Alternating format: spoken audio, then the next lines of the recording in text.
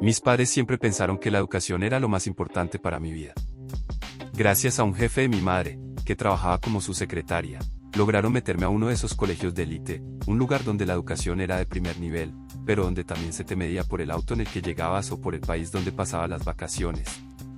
Mi papá trabajaba como guardaespaldas de un gran político, se jugaba la vida por otros, pero ni siquiera combinando sus sueldos podían pagar ese lugar. Por eso, después de sus jornadas agotadoras, tenían su propio negocio, pero ni así alcanzaba para mucho. El tiempo de mis padres se perdió ahí, trabajando para pagar mis estudios. Los llevó al límite financiero siempre. Madrugaban antes de que saliera el sol y llegaban muy tarde en la noche, con el cuerpo roto. Y es irónico que, después de tantos sacrificios, yo me sintiera sin a quién acudir. Al principio sabía camuflajearme. Era un experto en pasar desapercibido, hablaba lo estrictamente necesario y trataba de llevar mis trabajos al ritmo de los demás, esperando que el esfuerzo borrara mi falta de dinero. Pero todo cambió una tarde. Alejandro notó que mis zapatos se veían raros, ya no estaban en sus mejores momentos y el desgaste era evidente. Empezó a reírse, a señalar mis pies y a carcajearse con sus amigos. Como una plaga, todo el mundo lo notó. No paraban de decirme, plebe. Ese instante lo cambió todo. Cada minuto en la clase sin el profesor se volvió un karma. Solo quería desaparecer. Mi postura se encorvó, dejé de sonreír y me encerré en un silencio absoluto. Creí que no era importante y no se lo dije a nadie, pero la verdad es que no tenía a quién. En ese colegio, hablarme era como contagiarse de una enfermedad. Estaba solo, y en casa mis padres nunca estaban, trabajando para pagar el lugar que yo comenzaba a odiar. Las bromas no pararon. Al comienzo eran solo palabras y risas, pero luego pasaron a lo físico, empujones en los pasillos, zancadillas o el accidente de tirarme las cosas al suelo. Cuando por fin llegaba a casa y me quedaba solo esperando a mis padres, me derrumbaba. Solo podía llorar en el silencio de la sala, sintiendo un peso en el pecho que no me dejaba respirar. No tenía ganas de hacer nada, mucho menos los trabajos del colegio, pero me sentía obligado a ello. Cada vez que abría un libro, veía el rostro cansado de mi madre y las manos agotadas de mi padre. No podía fallarles, no podía decirles que su sacrificio me estaba matando, así que me obligaba a estudiar con los ojos hinchados de llorar, sintiendo que vivía en una cárcel que ellos construían con todo su amor y su sudor. Fue entonces cuando comenzó a dar vueltas en mi cabeza la idea de hacerme daño. No era que quisiera morir, es que solo quería que todo parara. El ruido de las risas, el eco de plebe, el vacío en mi casa, quería silencio. Dejé de dormir. Por alguna razón, mi cabeza no podía dejar de repasar cada incidente del día, cada insulto, cada mirada de asco de los días anteriores.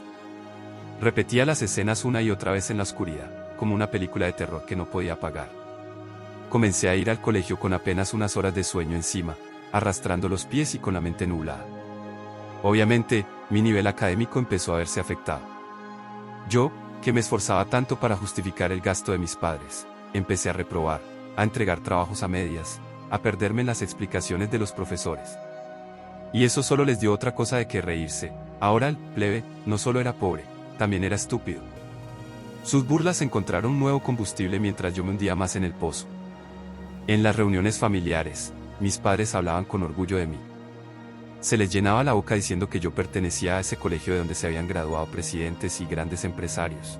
Para ellos, yo era el símbolo de que su ascenso social era posible. Por eso, cuando notaron mis bajas calificaciones, el golpe fue seco. Recibí una tremenda reprimenda, una de esas que todavía recuerdo y que me queman por dentro. Intenté decírselo. Estuve a punto de soltar todo el veneno que me estaban haciendo tragar en el salón de clases, pero me detuve. ¿Cómo iba a decirles que todo su esfuerzo, sus deudas y sus madrugadas se estaban perdiendo solo porque mis compañeros se burlaban de mis zapatos? Sentía que no había equivalencia. Mi dolor se veía ridículo y pequeño comparado con el sudor de mi padre y el agotamiento de mi madre. Me sentí cobarde. Así que agaché la cabeza y prometí mejorar.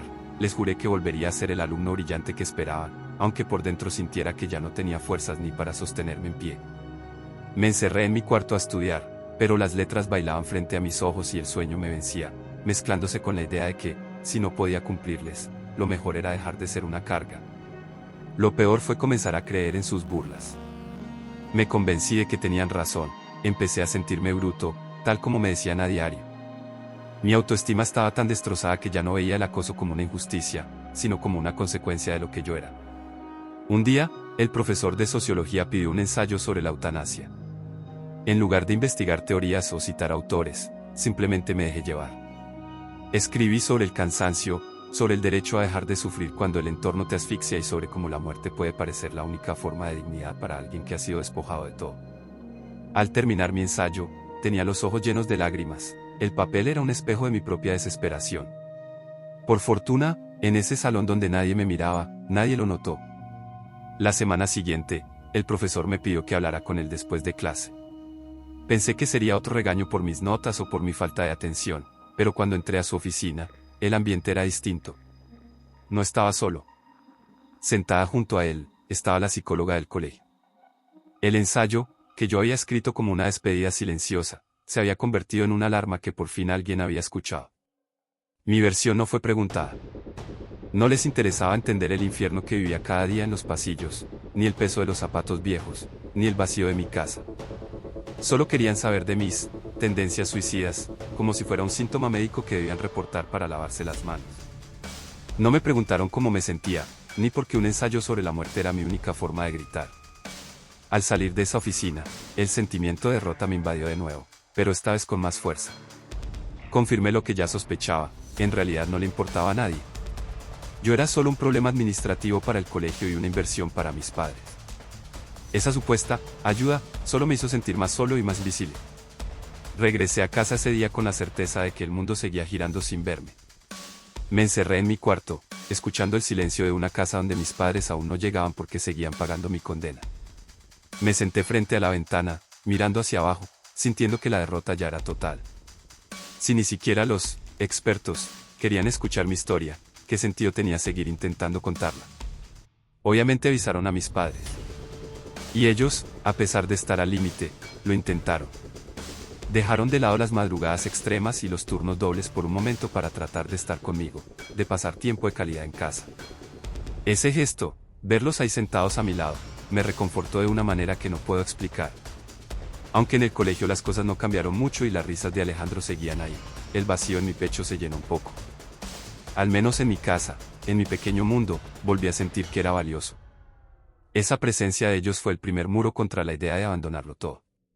Ver que, si desaparecía, no les quitaba una carga, sino que les rompía el alma, me hizo ver el sacrificio de otra manera. No era solo dinero, era amor. Por primera vez en mucho tiempo, el plebe del colegio tenía un refugio donde su nombre sí significaba algo. Terminó el primer año y, en lugar de sentir alivio, sentí terror. Sabía perfectamente lo que venía, el regreso a clases y ese ritual tóxico donde mis compañeros desfilaban sus fotos de vacaciones en islas paradisíacas, posando en hoteles en los que, hasta ese entonces, yo ni siquiera creía que podría estar nunca. Me veía venir la pregunta, esa que lanzan con la ligereza de quien lo tiene todo, pero que para mí era un golpe en el estómago. ¿Y tú, dónde estuviste? ¿Qué iba a responderles? Que mis vacaciones fueron ver a mi papá limpiar su arma de servicio mientras desayunaba a las 5 de la mañana. Que me quedé en la misma sala viendo cómo mis padres se turnaban para no dejarme solo, mientras las facturas del colegio se acumulaban como una amenaza. Que el pequeño taller que teníamos en casa como forma de poder seguir pagando ese colegio fueron mi pasatiempo. Sabía que mi verdad no tenía filtros de Instagram ni cabía en sus estándares. Me sentí pequeño otra vez, anticipando la humillación, buscando desesperadamente una mentira que me permitiera sobrevivir a la primera semana de clases. Cuando me lo preguntaron, el nudo en la garganta se transformó en una piedra. Solo pude decir, estuve con mi familia, en realidad no te importa.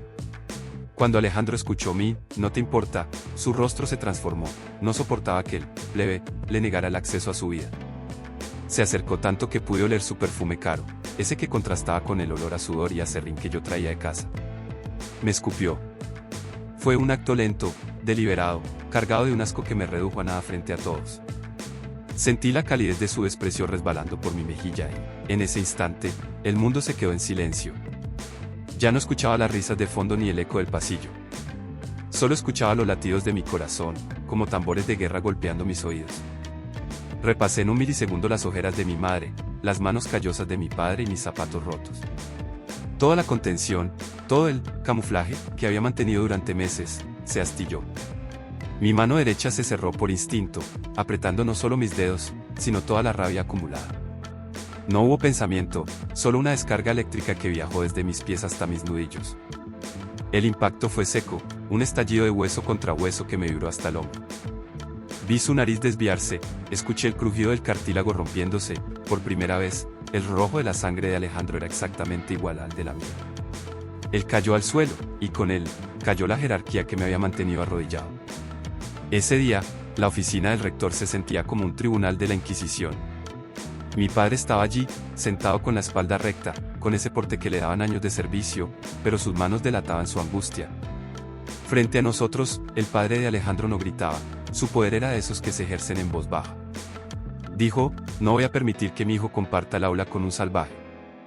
Ya hablé con el dueño de la firma de seguridad donde trabaja este señor. Le recordé que no es buena publicidad que sus empleados tengan hijos con tendencias criminales en un colegio de este prestigio. Creo que ya tomaron una decisión sobre su contrato. Miré a mi padre. Vi cómo sus ojos se fijaban en un punto perdido de la alfombra mientras asimilaba que, en una sola llamada, ese hombre le había arrebatado nuestro sustento. No porque fuera su jefe, sino porque en ese mundo de élite, los favores entre poderosos valen más que la lealtad de un trabajador honesto. El rector, sin una pizca de vergüenza, asintió y puso los papeles de mi expulsión sobre la mesa. No hubo preguntas, no hubo defensa. El sistema se había cerrado sobre nosotros. Salí de la oficina antes que mi padre. No podía soportar ver la derrota en su rostro, ni el peso de saber que mi puñetazo le había costado su carrera. Mientras él se quedaba intentando salvar algo de dignidad, yo empecé a subir las escaleras, piso tras piso, huyendo de la realidad. Cuando llegué a la cornisa del edificio más alto, el viento me golpeó con la misma frialdad que las palabras de aquel hombre. Fue entonces cuando la psicóloga apareció en la ventana lateral, temblando, llorando de pura impotencia, mientras yo miraba hacia abajo, convencido de que mi existencia solo traía ruina a los que amaba. Llegué a la cornisa. La psicóloga del colegio salió a la ventana, pero su reacción fue patética, no sabía cómo actuar, su voz se quebraba en un tartamudeo inútil y terminó llorando de los puros nervios, evidenciando que para ella yo solo era un problema que se le escapaba de las manos. Al ver su ineptitud y notar cómo Alejandro me miraba desde abajo con el gusto sádico de quien sabe que ya me quitó todo, el vacío me pareció la única forma de pedir perdón a mis padres. Pero entonces, en medio del caos, divisé a mi padre en la entrada. No gritó, no me juzgó. Solo se quedó ahí, mirándome con una humanidad que el colegio nunca tuvo. Su presencia me sacó de esa realidad distorsionada. Entendí que si saltaba, el despido sería lo de menos, lo que realmente lo destruiría sería perderme a mí. Me alejé del borde por él. La fábrica familiar, esa que antes apenas nos daba para comer, se convirtió en nuestra trinchera tras el despido. Mi padre se dedicó completamente a ella, me gusta pensar que mis manos también ayudaron a levantarla. Había días en los que sentía que tenía un agujero negro en el pecho que se tragaba todo, mis ganas de hablar, mi hambre, incluso el aire. No era solo tristeza, era un cansancio que me pesaba en los huesos, como si llevara el mundo entero en la mochila y ya no tuviera fuerzas para dar un paso más. En ese último año de colegio, cuando todos planeaban su futuro, yo solo planeaba cómo sobrevivir a la siguiente hora. Pero lo que me sacó del hoyo no fueron las charlas vacías, fue sentir a mis viejos ahí, al pie del cañón. No me juzgaron por haberme quebrado, se sentaron conmigo en el suelo de la fábrica y me enseñaron que reconstruirse toma tiempo, pero que no tenía que hacerlo solo. Su apoyo fue el silencio que me dio paz y las manos que me sostuvieron cuando las mías temblaban. Ahora que cambié de colegio, todo es distinto. El aire ya no quema. Aquí no tengo que ser un camaleón para que no me pisen, mis amigos nuevos me ven por quien soy, sin etiquetas de dinero o poder. Por primera vez en mucho tiempo, cuando me despierto, no busco una forma de desaparecer. Sigo teniendo cicatrices, pero ya no me definen. Ahora sé que ese abismo no fue mi final, fue mi comienzo, mi renacer.